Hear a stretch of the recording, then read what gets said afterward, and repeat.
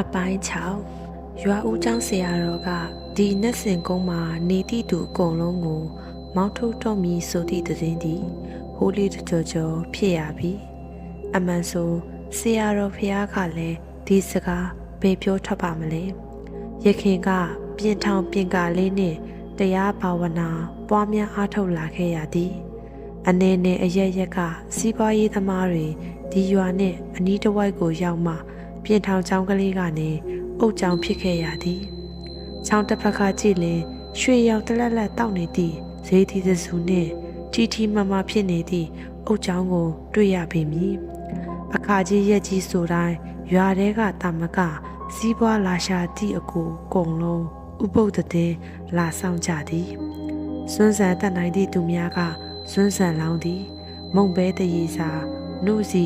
ဖြော်ရည်တတ်နိုင်သူများကလည်းတတ်နိုင်သလောက်လူသည်ငွေဆက်ကူလှူဒန်းသူများကလည်းဒုနှစ်တည်းထို့ကြောင့်ဤเจ้าကိုသတင်းသုံးသည့်ဖုန်တီလက်ရှင်သည်ဟုဆိုရပေမည်ယခုမူကားလက်ရှင်သည်မရှင်သည်ကိုအပထားလို့မပြောချင်သည့်စကားမင်းခဲ့ပေပြီဒီလူတွေဆက်ထားရင်တော့ငါရွာဒုက္ခရောက်တော့မယ်ဒုက္ခမြည်သည့်အရာကိုဖုန်ကြီးကဒုက္ခဟုသမုတ်ပါတလဲတူတူတစ်မျိုးကြဲကြဲတဖုံစုံစမ်းလိုက်ကမှလူတည်မှုကအစပြုသည်လူတည်မှုဆိုသည်ကလည်းသူများကတက်၍တည်သည်မဟုတ်တုံးဖြီ၍လည်းမတည်ကားတိုက်၍လည်းမဟုတ်အပြင်းဖြားရာကအဖျားတက်ပြီးဆုံးသွားသည့်အမှုဖြစ်သည်ဂျင်းဝိုင်းနှင့်မျက်နှာချင်းဆိုင်နာကကိုစိုးတို့သည်အရက်ကိုရောက်လာသည်မှာမကြသည်သူတို့မှာမိသားစု6ယောက်ရှိသည်6ယောက်မှာ9ယောက်ကထိုင်စားဖခင်အိမ်တော်ဦးစီးတစ်ယောက်ထဲအလုပ်လုပ်သည်အိမ်ဆောက်တဲဆောက်သည့်အလုပ်ရသလားဆိုတော့လုပ်ရပါသည်ဒုပေသည့်မဆုမိမဆောင်မိအရွယ်ရောက်နေသည့်သမီးတွေကလည်းငယ်စဉ်တောင်ကြီးကလေးဘဝကမြေမာလူပြီးစော့ထားကြသည့်ပုံစံဖြစ်နေသည်စပင်ကဖယူဖရဲအင်ဂျီတွေကတွန့်လို့ချီလို့ခန္ဓာကိုယ်မှာကကြီးအထက်ထန်ဖခင်ပေးသည့်ငွေနဲ့ရေတောက်ပိုင်းမောက်ပြီးမနေရအောင်တော့ကြံဆောင်နိုင်ကြပါ၏သို့တော့တရက်တွင်ကိုဆူအဖျားကြီးသည်အိယာတဲ့လဲသည်မိသားစုရှိရေးအမြဲတွေးပြီးစီးပွားရှာနေသည့်ထမင်းအိုးကြီးကြောက်ွယ်သွားပြီအစဖြတ်ခြင်းတရက်2ရက်တော့ဆေးစရာခေါ်ပြီးဆေးထိုးနိုင်ကြပါသေးသည်အဖျားကအရှင်းမပြောက်ဆေးစရာခေါ်ကာမှကျမ်းမာရေးကပိုဆိုးလာသလိုလိုထို့ကြောင့်ဆေးထိုးရက်လိုက်သည်ဆေးကိုသာစား၍အသက်ဆက်ကြသည်လူမမအတွက်အာဟာရရရှိလာနိုင်အောင်မကြွေးနိုင်ယောဂါကဖြီးစီအာဟာရကမပြေနောက်ဆုံးလုံးပါးကကိစ္စချောသွားပါတော့သည်မတာရှိသည့်အိမ်ဖဲဝိုင်းနှင့်လူစီရမည့်အစားရှေ့မှရှိသည့်ဂျင်ဝိုင်းတွင်သာလူတွေကတဝုံဝုံအားငယ်သူကိုအာမပေးနိုင်ဖဲဝိုင်းကအကောက်ကလေးရလာပါကသူတို့ဤထမင်းသခင်ကျွေးဖခင်ကိုကောင်းကောင်းမဟုတ်ရင်တောင်လှပပလေးဖြစ်အောင်ကြံဆောင်နိုင်ပေမည်တဲနီနာချင်းဟိုနာကတယောက်လာကုငွေလေးထည့်ပြီးဒီနာကဟိုအတိလာကုငွေလေးလာထည့်တို့ပါတော့လဲတပိတ်တလုံးစွတ်တက်နဲ့စာပင်မရငါတော့တိလိုက်ချင်တော့တာပါပဲသူကတော့လွတ်ရကျွရရောက်သွားပြီပေါ့ကျမတော့ဒီဟာတွေနဲ့ရှေ့ဆက်နှစ်ပါးသွားရအောင်မယ်ရှင်တင်မဲ့အစားကျမတိလိုက်ရင်ကောင်းမှာပါပဲတော့ဖြာလိပ်ပေါ်ကအသက်မရှိတော့သည့်လင်းယောက်ျားကိုကြည့်ပြီးမက်စိန်ကပြောချင်ရပြောနေသည်မျက်ရည်ကိုလုံကြီးစားနဲ့တုပ်လိုက်နှာရည်ကိုလက်ဖြင့်ပြစ်ခနဲညစ်လိုက်လုံနေသည်လင်မသေးခင်ကတော့ကိုယ်ခန္ဓာကိုတန်မိုးထားပြီးလှအောင်မဖြစ်သည့်ဇနီးမယားလင်းသေးပြီးသားသမီး၄ယောက်နှင့်ကြံခဲ့လေတော့မြင်ရသူအတွက်စိတ်ညစ်စရာတကယ်ဆိုသူတို့မွေးထားသည်မှာသား2ယောက်သမီး2ယောက်ယောက်ျားလေး2ယောက်ကအကြီးဆုံးနှင့်တတိယမိန်းကလေးကဒုတိယမြောက်နှင့်အငယ်ဆုံး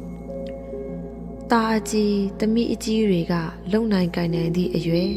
တ သားသမီးတွေကိုလက်ကြောတင်အောင်မထိမ့်သိမ့်နိုင်ခဲ့မဆုံးမနိုင်ခဲ့မအေးငူနေသည်ကိုသူတို့ကပါစိတ်ပြက်လက်ပြက်နဲ့ကြည်နေကြသည်ဒင်းကိုဒီကနေဘလူနီးနဲ့ကျုပ်တို့သားအမိပေါက်ထုတ်ရမတော့မက်စိန်ဤစကားကြောင့်အကြီးဆုံးသာသူ့အနာရောက်လာသည်ဟိုကြည့်သည်ပြီးသူ့အမေကိုပြောသည်အမေညတကောင်လောက်မှတွားမြုပ်လိုက်မယ်လေသူ့စကားကြောင့်မက်စိန်မျက်လုံးပြူသွားသည်တွားမြုပ်လိုက်မည်ဆိုပါလားသူ့သားစကားကိုချက်ချင်းလက်မခံသလိုစဉ်းစားတွေ့ဝေနေသေးသည်သူတို့သားအမိအနာသမီးကြီးရောက်လာသည်ဖြစ်ပါမလားတိုးတိုးတိတ်တိတ်မေးသည်ဖြစ်ပါတယ်ဟာတို့အဖေသေးတာဘသူတွေကဘာတွေလုပ်ပေးနေလို့လဲစားဖို့တော့အနိုင်ပါဆိုစွန်းကိုဘလို့လုပ်နိုင်မှာတော့ဘသူတွေကရောလုပ်ပေးကြမှာမို့တော့ပညာမရှိအတိမဲ့သည့်သားသမီးနှစ်ယောက်ဤအပြန်အလှန်ပြောစကားတွေကသူတို့အမိနာတဲ့တန်းကနေပါပဲနေပါအောင်လူကြီးတွေနဲ့တိုင်ပင်ကြည့်ပါအောင်မေမိခင်ဤစကားကြောင့်သားမျက်နှာပြတ်သွားသည်မဖြစ်လူကြီးတွေကိုတိုင်ပင်၍လုံးဝမဖြစ်ဟုတွေးကစကားဆက်သည်တိုင်ပင်နေလို့အလကားပဲအမေမရှိတာကိုဆွဲငါပြီးအဖေရက်လေကိုဖြစ်အောင်လှုပ်ခိုင်းကြမှာတည်တဲ့သူကတည်သွားပြီပဲတည်သူဘဝကူကောင်းအောင်ပတ်စံရှိတဲ့သူတွေကလှုပ်ပေးနိုင်ခဲ့ကြပါမယ်ကျွန်တော်တို့အခြေအနေနဲ့ဖြစ်မှမဖြစ်နိုင်တာအစင်ကျင်မဲ့စွာပြောလိုက်သည့်သားကြီးကိုသူအပြစ်မတင်ရဲ့သူ့သားစကားကလည်းမှန်တဲ့လောက်မှန်သည်ဆိုတာထက်ဖြစ်နေသည့်အခြေအနေနဲ့ကအထက်အလျောက်မှန်နေသည်ထို့ကြောင့်ဝီခွဲရခတ်နေသည်ခေါင်းကိုယ်သာတပြင်းပြင်းကုတ်နေလိုက်မိသည်အမေဘလို့လဲမှောင်လာပြီအမေတိတိချာချာစဉ်းစားပေါ့ကလေးလေးယောက်ရသည့်အထိပေါင်းလာခဲ့သည့်တန်ရောစဉ်တေဆုံးသွားသူကိုလက်လွတ်စပယ်တော့မစွန့်ပစ်ခြင်းခင်ပွန်းနေရာမှာသာတေသူသူဖြစ်သွားပါကကြံခဲ့သည့်လေးယောက်ကြားကဤတို့ပြီးဆိုတဲ့လှုပ်လိမ့်မည်မဟုတ်ဟုမတ်စိန်ထင်သည်သို့တော့သူဘာမှမတတ်နိုင်နင်တို့လှုပ်ချင်တဲ့အတိုင်းသာလှုပ်ကြပါတော့ငါလည်းဘာမှမပြောတတ်တော့ဘူးပါဇက်ကပြောမိတာပြောလိုက်ရသည်စိတ်ထဲကတော့တွားလေသူခင်မွန်းတဲ့ကိုတလျက်ကိုစိုးကျမကိုခွန့်လွတ်ပါလို့တော့မတောင်းဆိုပါဘူးကျမတို့မိသားစုကိုတော့ရှင်နားလည်ပေးရလိမ့်မယ်ကျမတို့ကိုနားလည်ပေးပါတော့အဖေမရှိချိန်ဤအိမ်တွင်အမေသည်အကြီးဆုံးအမေစကားသည်သာအတိတ်ပဲတက်ရောက်မှုအရှိဆုံးသားကြီးလိပ်ပြလုံးသလိုမျက်နှာပေးဖြင့်အဖေသားကိုစိတ်မဆိုးပါနဲ့နော်အမေစကားကိုသားမလွန်ဆိုင်လို့စံနိုင်လို့ပါဟုသောရင်သွင်းတောင်းပန်တဲ့နှင့်အတူသူဖခင်ကိုဆောင်ဖြင့်ပတ်လိုက်သည်ဆောင်နှင့်ပဲလုံးထွေးလိုက်တော့အမြင်ကမသိရော့တိရော့ရဲဖြစ်နေသည်သူ့အမေဘက်တစ်ချက်လဲ့သည်အမေကမင်းငေါပြသည်ထို့ကြောင့်ဖခင်ကိုဖြာနှင့်ပြန်လိမ့်လိုက်သည်အကူကြီးဤလောက်ရက်ကိုညီတယောက်နားလည်နိုင်စွမ်းမရှိအငဲကောင်တဲနောက်မှာပေါက်ပြားသွားယူအကူဖြစ်သူကယူဆိုတော့အငဲကောင်ပြေးယူရသည်သူများတဲတွေကမီးရောင်မင်းပြပြရှိနေသေးတော့လဲသူတို့တဲကမဲလို့မောင်လို့တိတ်လို့စိတ်လို့မမြင်မကန်းနဲ့ဆွတ်သွားလေတော့တဲပေါ်ကနေမှောက်လဲလေသည်ပါဇက်ကအမိကိုမတားအကိုအမတွေကိုမတားသူတို့ကိုလူလောကထဲဝိလေလေနဲ့ပြစ်သွားသည့်ဖခင်ကိုသာတလေသည်အဖေဟဲ့ဘာဖြစ်တာလဲသူ့အနာသို့အမကြီးပြေးလာသည်ဘာမှမဖြစ်ပါဘူးချော်လဲလို့နင်ကတော့ဆိုလှုပ်လိုက်ရင်အရာရာနဲ့အကြောင်းကြောင်းပဲမမြင်ရရင်လဲနင့်ညီမကိုခေါ်ပြီးမိပြခိုင်းမှာပေါ့အခုတော့ဟဲ့သမီးကြီးတို့ဘာဖြစ်ကြတာလဲမောင်လေးမောက်ခုံလဲလို့ကဲတွားဟိုမှာနင့်အကိုစောင့်နေပြီပေါက်ပြားတွေ့လားလိုရမယ်ရဂေါ်ပြားပါတခါတည်းယူသွားလိုက်တားငယ်ကောင်ကိုပြောပြီးတဲရှိကိုမစိန်ထွက်လာခဲ့သည်ပြီးပတ်ဝန်းကျင်ကိုကြည့်သည်တိတိချာချာလဲလှုပ်အောင်မီးကိုဒီနားမှာမထိုးနဲ့အောင်ချောင်းဆက်နာရောက်မှဖွင့်ဟုတ်ပြီလားဖြာလိတ်ကိုပြင်လိုက်အောင်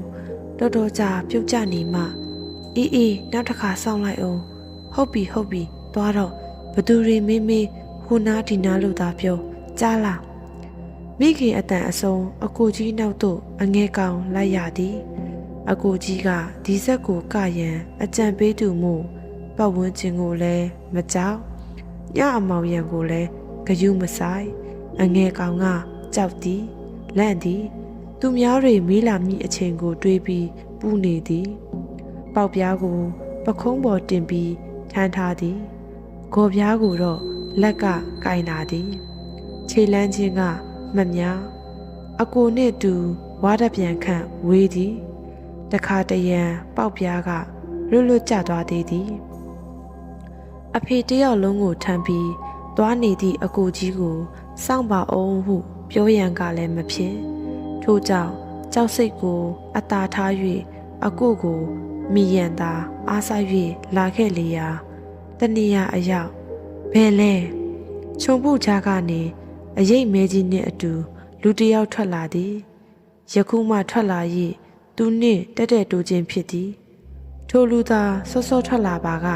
သူနှင့်မတွေ့ပဲအကိုကြီးနှင့်တွေ့ကောင်းတွေ့နိုင်သည်မေးလာသည့်သူ၏မျက်နှာကိုတေးချချချကြည့်သည်သို့သောမတဲမကွဲသာမြင်ရသည်မဖြေလို့ကလည်းမဖြစ်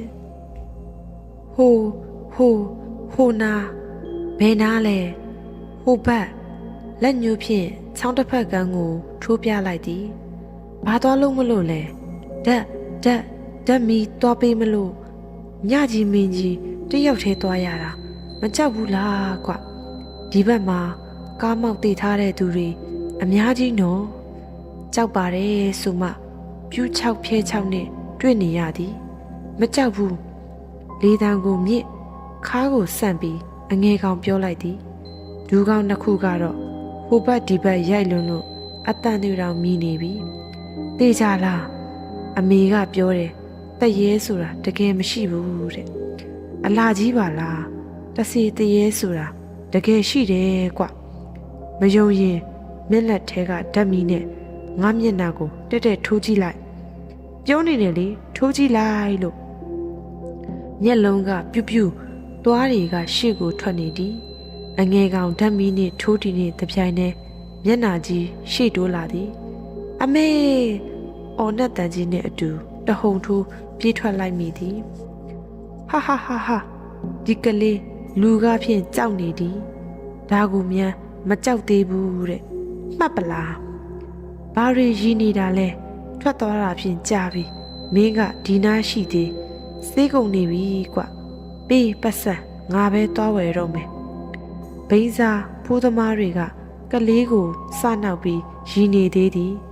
အငဲကောင်ဘာတွေဖြစ်လာတာလဲဟိုတရဲ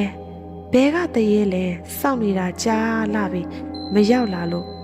ဟိုနားမှာမျက်လုံးပြူးပြူးကြီးသွားတွေရောစပင်တွေကပွားလို့တော်စမ်းပောက်ကရတွေရှောက်ပြောမနေနဲ့လာသွားမယ်အငဲကောင်ကိုဟောက်တာဟောက်လိုက်ရသည်သူစိတ်ထဲလဲတရဲတကယ်များခြောက်ခဲ့သည်လားကိုအတွေးရောက်ခဲ့မိသည်ထို့ကြောင့်တမြမှတ်မိသမျှဖျားစာတွေကိုပါဇက်လုံးယုံရွတ်လာခဲ့သည်ချောင်းကိုကူးတွင်မနှက်၍တော်သေးသည်အလွယ်တကူတစ်ဖက်ကန်းကိုရောက်သွားသည်ကန်းဆက်မှတဆင့်တစ်ပင်ငုတ်တူများကိုဖြတ်ရသည်ကြောပေါ်ပိုးလာသည့်အလောင်းကိုမြေကြီးပေါ်ချသည်ကျင်းကိုနက်နက်တူးသည်အတော်လေးနှက်သည့်အချိန်အလောင်းကိုကျင်းထဲထည့်သည်ကိုဖေကိုကျင်းထဲမှာထားမသွားပါနဲ့ဖေကိုပြန်ခေါ်သွားမယ်နော်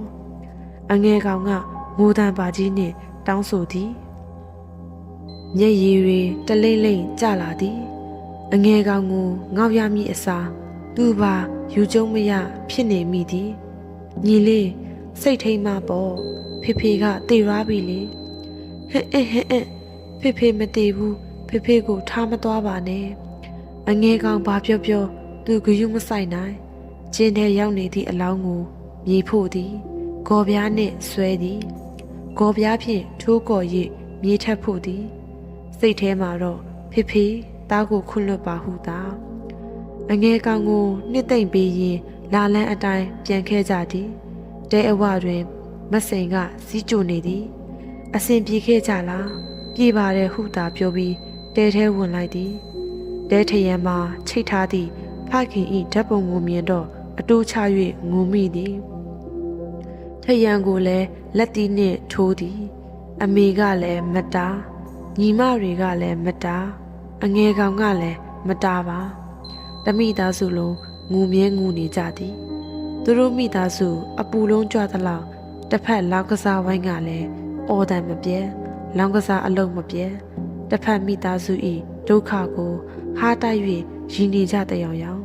သို့တော်လူတစ်ယောက်ကိုတရိษံတကောင်မြုပ်သလိုမြုပ်လိုက်ပြီးဆိုသည့်တဲ့ရွာဦးကျောင်းဆရာတော်တည်သွားလေသောအခါတရွာလုံးအကုန်မောင်းထုတ်မည်ဟုကျင်းတော်သည်